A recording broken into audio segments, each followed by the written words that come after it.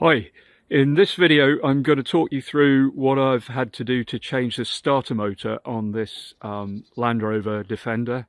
It's a 2011 2.4 TDCi Puma 110, and unfortunately I had to change the starter motor because the key stuck in the start position and the driver didn't realise that the starter motor was engaged, and the vehicle was driven about 5 miles with the starter engaged.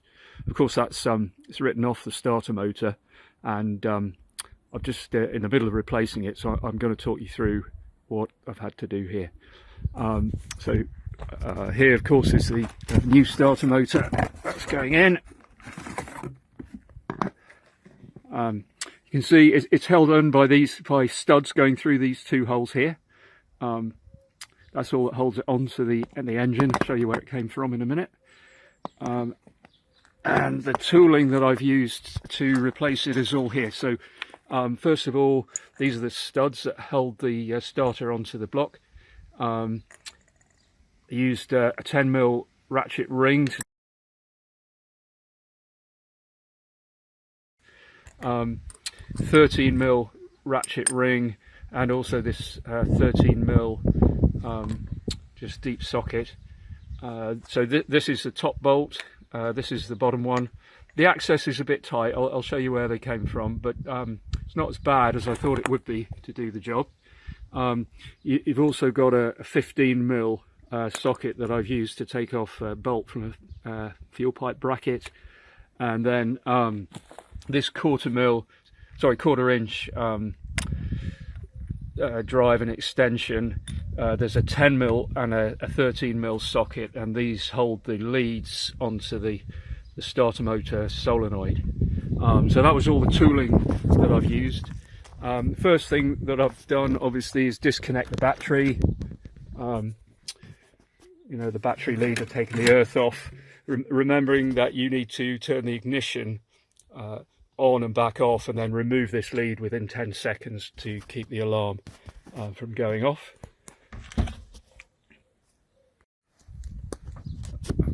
So these studs then you access from underneath the car, reaching up. You've got plenty of headroom underneath. You've just got to squeeze your hand in to do the top one. These nuts that are holding the leads on, I did those under the bonnet going down on top of the starter motor, and I'll show you. It's a bit difficult to get your hand into that space, but I'll show you how I got mine in and back out again. Okay.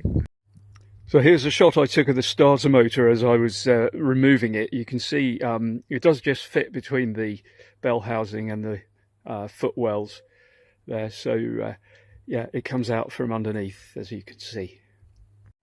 So I'm now in the process of putting the starter motor back in. I've just stopped for a minute to show you the access from on top here, and how I'm getting the cables back onto the starter motor. So at the moment you can just see that the starter motor is not installed, it's just resting in there, and I've tilted it back up slightly to get the solenoid lead on first of all. You can just see it down there with this silver nut, and then there's the alternator cable and the starter cable. Both of those have to attach to the top stud. I'm going to have to push the starter motor back down a bit to get the alternator cable back on. So if I just pull back there, you'll see whereabouts I'm looking. I'm looking down between the heater box and the heater pipe there at the back of the engine bay. What I found is I'm using this socket and extension, and I can get my hand in. I removed the intercooler pipe temporarily here, and that means I can get my hand in underneath the stub there and get the tool down to the level of the solenoid quite easily. And then to remove my hand is just a little bit tricky, but if I cup it underneath the manifold there, and it just comes back out again. So you can get access. I've not got the smallest hands in the world, but I can get them down there. So now I've got the starter motor in place, I'm fitting the top stud that holds it to the block. I'm underneath the car looking forward, just to get your bearings. And as I look up, I'm going down the left hand side of the gearbox and the bell housing, and then from this position you can actually see the stud and get your hand to it. I'm going to try and zoom in on it.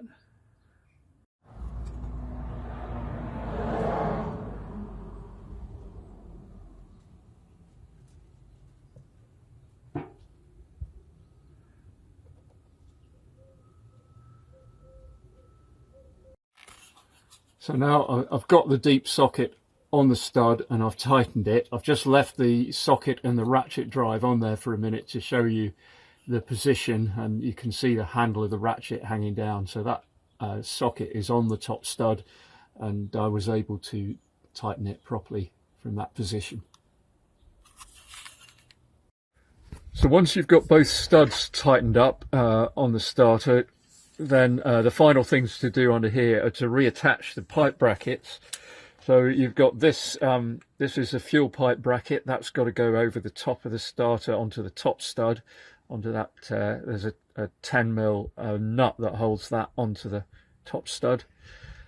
You've got this here is a harness attachment, and then this is the hydraulic clutch hose going onto this lug here on the side of the bell housing.